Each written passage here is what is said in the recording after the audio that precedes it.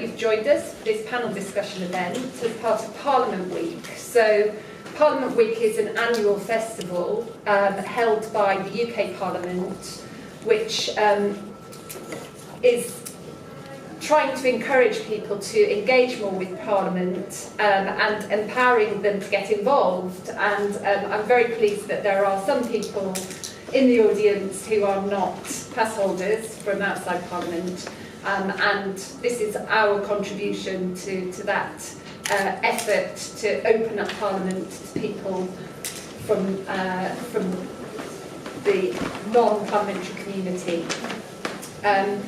So in the year of Vote 100, we've chosen the title of Empowering Women's Voices in Parliament. And this topic is very close to the hearts of CPA UK, which works to help women parliamentarians across the Commonwealth gain the right skills to be effective advocates and effectors of change. Only last week, CPA UK sent a delegation that visited Rwanda, where 61% of parliamentarians are women, which suggests we also have much to learn from other members of the Commonwealth. We're honoured to have such an eminent panel with us today. Each of our panellists we have asked to speak for 10 minutes, and then we are keen to have the opportunity for some questions and answers at the end. So without further ado, I'll introduce our first speaker. So Angela Rayner MP is the Shadow Secretary of State for Education. She's the first female MP to represent her constituency of Ashton and Lyne since its creation 180 years ago. Before this, she rose through the ranks of trade union movement to become the most senior elected official at Unison in the northwest of England. And in September this year, Angela travelled with CPA UK to Sierra Leone, where she participated in discussions about women's reproductive health and access to education. So the key questions that we have asked Angela to address are to comment on learnings from her CPA delegation to Sierra Leone and around how she helped to facilitate dialogue between the Women's Parliamentary Caucus and Shadow Women's Parliament, and then to comment more broadly on the importance of supporting other women. Thank you. Thank you, and it's been quite an interesting 4 years on my journey to be a parliamentarian in the first place. I never expected to ever get here. And I've almost felt like a bit of a fish out of water here, because I'm the Shadow Education Secretary, as was said, but I never finished my GCSEs. I got very few of them, and none of them that was considered a pass grade. And I never went on to do any additional education until I'd had my son. And I had my son when I was 16. So I left school with no qualifications and pregnant. So it's quite a baptism of fire to then become Her Majesty's official opposition for education. So, and as many women will probably relate, not only because of my experiences and what I consider to be my strengths and some of my weaknesses, but also, as many women do feel, we almost feel like we have to earn the respect and the right to be in the room. So it has been quite an interesting couple of years. And the way I ended up on the front bench as well, I think it's fair to say that I was there because nobody else would serve at the time. So it did put me at a bit of a disadvantage to get that respect immediately. But I think it's also fair to say across the House, I've proven that women, no matter what background, can do the job and do the job as good as any man can.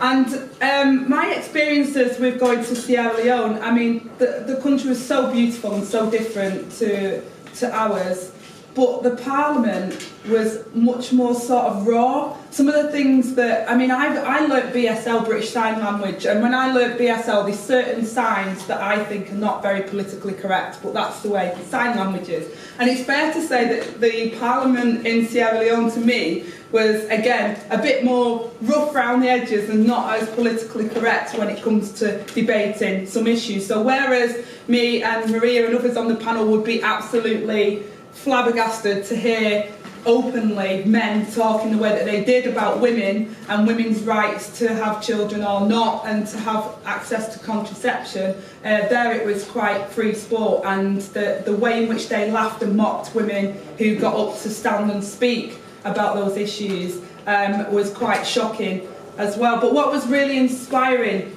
to me was the strength of those women who were parliamentarians and what they'd been through to get into Parliament in the first place. And it reminded me how important it is for women to support other women.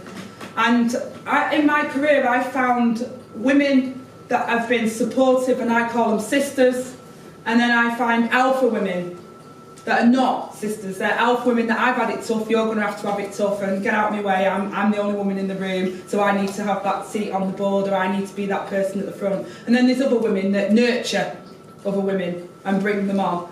And one of the things that I've tried to do since I became a feminist with a capital F, because in my early days I saw feminism as something that was for people who had a lot of time on their hands and didn't really understand it in the way that I do now.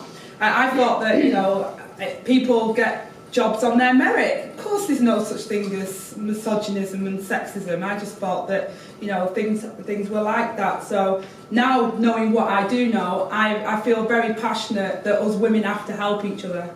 You know, some of my strongest support has come from men, and some of my strongest critics, unfortunately, that have held me back have come from women.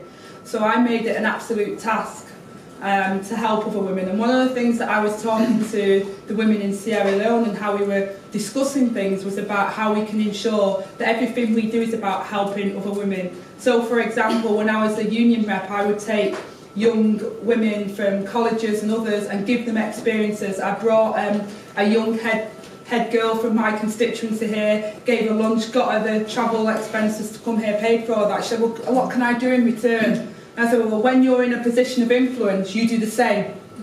So you network that out, you ripple that out. And it was interesting because in Sierra Leone they have a shadow women's parliament because they lost a lot of the women parliamentarians in the last election. There was, I think it was an 80% turnover of parliamentarians, and a lot of women lost their seats. So there was a shadow parliament, women's parliament. And again, bringing them together and trying to discuss with them, because they saw each other as competition and as a threat rather than seeing each other as organisations and supporting each other. And we've done that, and I think Maria would agree with me that in the House of Commons here, we do that. We have moments where we disagree, and we can still do that, but we will support each other in the chamber. We will not allow any female member of Parliament to be attacked in a way that is totally unacceptable, and we'll donut our females. So on the Conservative side, on our benches, if we know a woman's making a speech, we'll all go round and support her, and we'll amplify their message, especially online, because online we get a huge amount of abuse. Female parliamentarians get more abuse online than the male counterparts. So what we try and do is support each other and give each other that support online as well as in Parliament, regardless of what political party we come from. And I think that was something that came across really strongly in Sierra Leone as well. And I think the other thing that I would say, which was a challenge which I thought both was a challenge in Sierra Leone and sometimes in here, we still think certain topics are women's issues. And you know, it was all right for women to talk about reproductive rights, but the men saw it as, you know, that's a woman's issue and we're going to control you, etc. So I still think the dynamics sometimes mean that we get pigeonholed as wanting to talk about a particular subject. I think it happens in schools as well, when STEM subjects and engineering and stuff, there's certain jobs and occupations and certain toys that are considered for a different gender. And I think we've got to try and break down those barriers and support each other. And I think that's one of the big things that we've done in the UK Parliament, and one of the great things that I saw in the Parliament that I thought was not as advanced as our Parliament, but actually when it comes to the women working together and finding routes to support each other, I found very inspiring.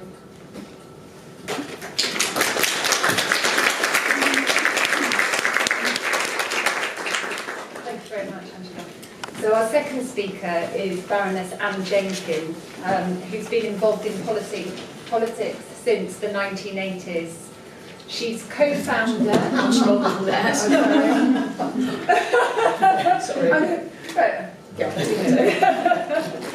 As co-founder and co-chair of Women to Win, she's helped numerous women stand for election, and recently discovered her great-grandfather, Willoughby Dickinson, was a Liberal MP and later member of the House of Lords, who devoted his career to winning the vote for women at the beginning of the 20th century. Well, thank you, Helen, and thank you all very much for giving up your time and being with us today, because I know that you're either taking a chunk of lunch out or you have made a more of an effort to get here. Actually, it's more interesting than that, because Willoughby, my great-grandfather, he was elected in 1906, and he introduced a women's suffrage bill every year up to the First World War. He was then on the Speakers' Conference, which led to the Representation of the People Act, and it was his proposal that was finally accepted after they'd rejected all the options for universal suffrage. And the reason he was so enthusiastic about it is because his sister was a doctor, and he simply couldn't get his brain around the fact that he had the vote as a man and his sister didn't. But also, and I mean, we're talking about different routes into Parliament. I obviously didn't expect or plan to be in the House of Lords. I stood once for election 31 years ago, and that was it for me, thank you. In Glasgow, by the way, tough gig for a Conservative. But he lived to see his daughter, my grandmother, become the 33rd ever woman MP. Sorry, not only very proud of him in this centenary year, but of course my granny was a great role model for me growing up. So yeah, I got him, I've been involved, I started working here in 1976. So it has become I didn't plan any of this, by the way. A man who wants to get to the House of Lords, which apparently a lot of people want to do, will, work it all like this. I did a lot of this, and mainly supporting women. And in the end, that's what has been my route into mainstream politics. But if I just give you a little bit of the context of Women to Win. So when we in the Conservative Party have not done well for a long time in terms of women's representation. And in 1997, when Theresa May was elected herself, she was one of 13 Conservative women. The Labour Party were 101. Now, those of you who are old enough to remember the Blair landslide, obviously, the numbers were bad, we'd lost everybody and they got a lot. But even so, it was poor. And so roll forward a couple more elections, we were stuck at 9% of the parliamentary party, 91% male. And so Theresa and I basically said we've got to do something to wake our party up, that this is an important issue, that we are lagging miles behind. The Labour Party, I should say, of course, have reached those numbers through positive action, and as far as I'm concerned, we don't go for all women shortlists until we go backwards. But if we go backwards, as far as I'm concerned, all options should be on the table. But that's my personal view. So anyway, we launched Women to Win, which we thought at that stage was going to be basically a cage-rattling exercise.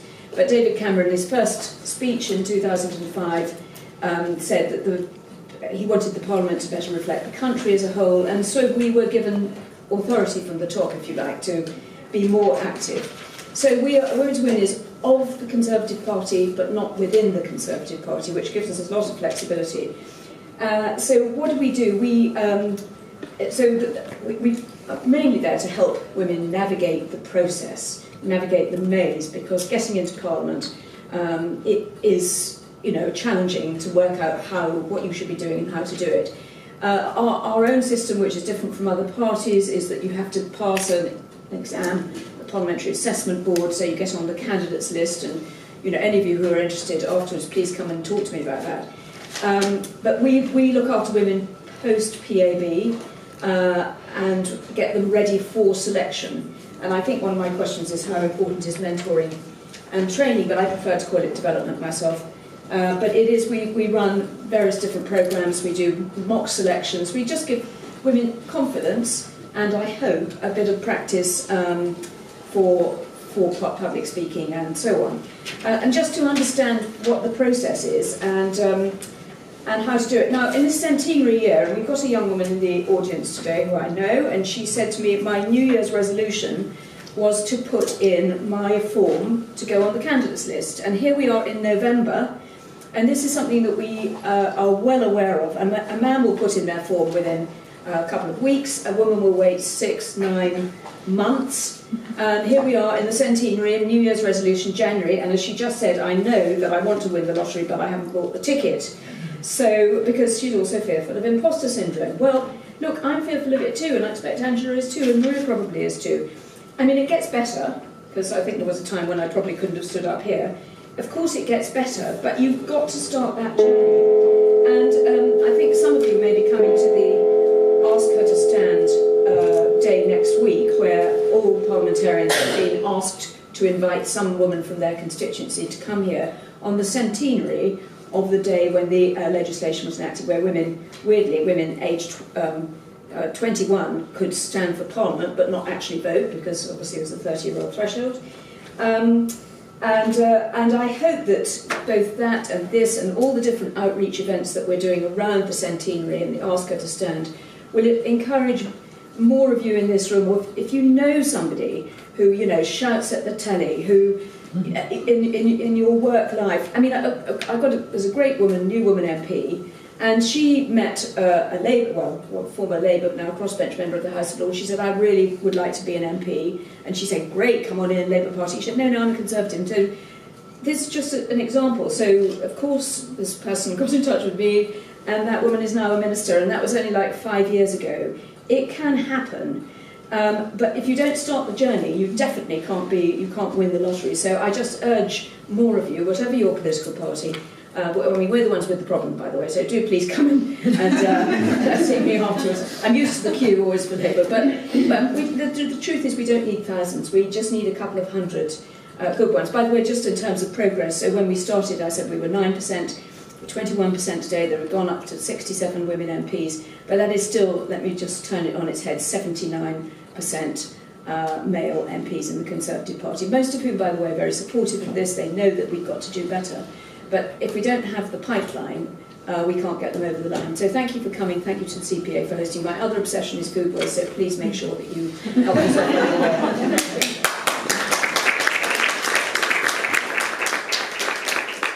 Thank you very much, and I should say that there is plenty of colleagues who will help you with the food waste, and it doesn't go. Okay. So our final speaker is the Right Honourable Maria Miller MP. She's Member of Parliament for Basingstoke and Chair of the Women and Equality Select Committee since its creation in 2015.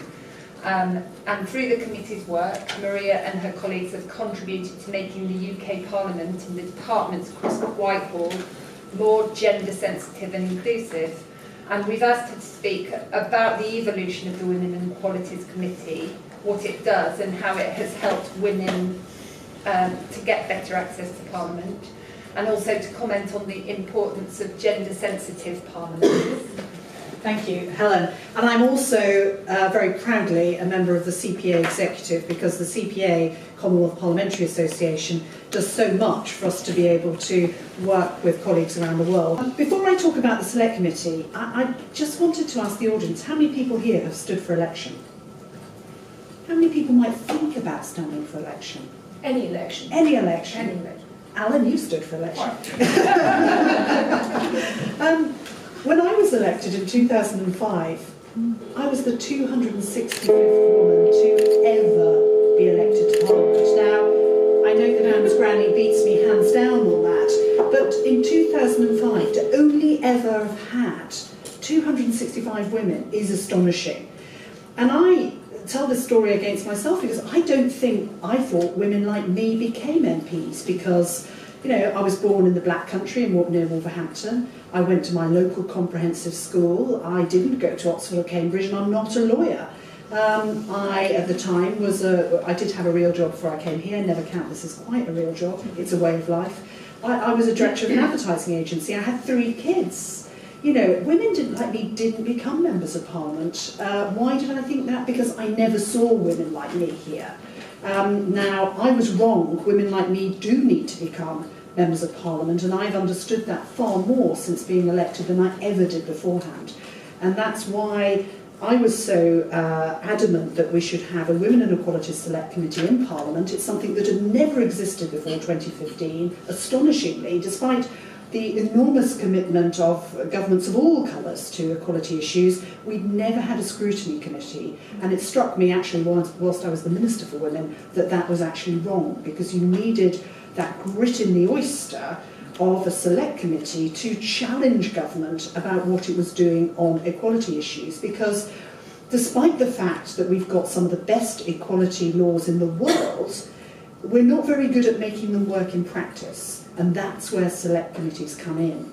So if I look at the 2010 Equality Act, there are few countries who can boast better laws to protect pregnant women. There are few countries that can boast better laws to protect disabled people or people at work from sexual harassment.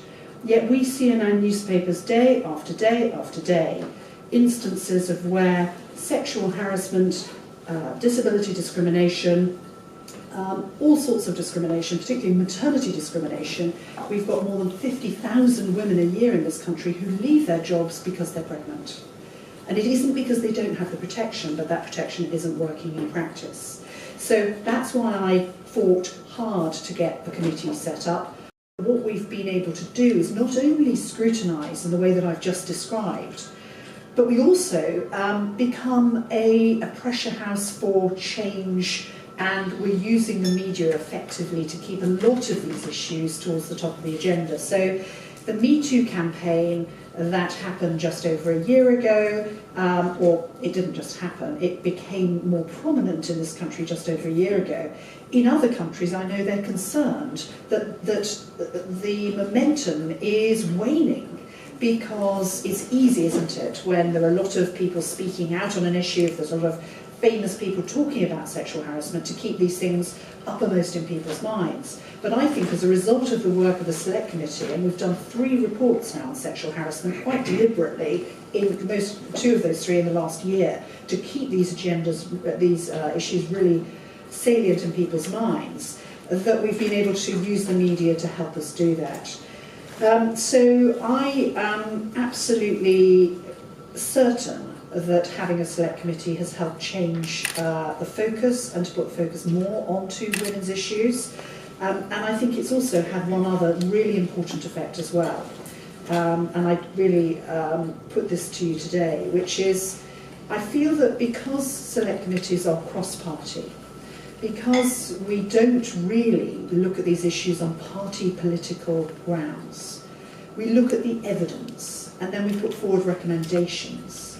We've actually been able to put particularly women's issues above party politics. Now, Angela and I will have points of disagreement and we will debate things vigorously across the chamber, but many of the issues that perhaps historically have been seen as very much to do with different parties' points of view, I believe is a thing of the past. I hope that the collaborative working of the Select Committee has been part of that. I'll just make 2 final points, if I may, Helen. We can talk about political parties all we like when we talk about getting more women into Parliament, and that's important. But Parliament itself also has a huge responsibility. And I don't think Parliament is currently discharging its responsibility very well at all in reforming this place to make it a place that women want to come and work as members of Parliament or as peers. And the very nature of Parliament is currently extremely uncertain. The uncertainty that we had yesterday with 3 urgent questions, so we never knew when the debate was going to start. The uncertainty we had on Monday night, where I commute every day, but on Monday I had to stay overnight because it was entirely unclear when we were going to finish the day. Was it 1 in the morning? Was it midnight? We actually finished at 11 o'clock. I could have gone home, but because I didn't know that, I stayed over here with all of the, you can imagine the calamity of having to look after things whilst you're not at home. So I think Parliament itself has to take far more responsibility for reform to make this a place more women want to come and do business, whether that's in the Lords or in the Commons. Because I'm an enormous supporter of Ask Her to Stand. It is an important campaign to give women of whatever party political background the opportunity to come forward. And if you didn't put your hand up when I stood up to speak, to say that you stood for election, but want to, but you're a bit embarrassed to talk to anybody, look at the 50/50 Parliament website. They can put you in contact with somebody of your party. Unfortunately, we do only really do party politics in this country, rightly or wrongly. And you can privately examine the way that you might get to be a candidate. Do it, don't put it off. Because if you change your mind in the future, you can easily say, I'm sorry, I got it wrong, I don't want to do that. But it does take quite a long time to get yourself established to be a candidate. So don't put it off. Go to that website this evening, sign up for whichever party you're interested in, and get involved. Thank you.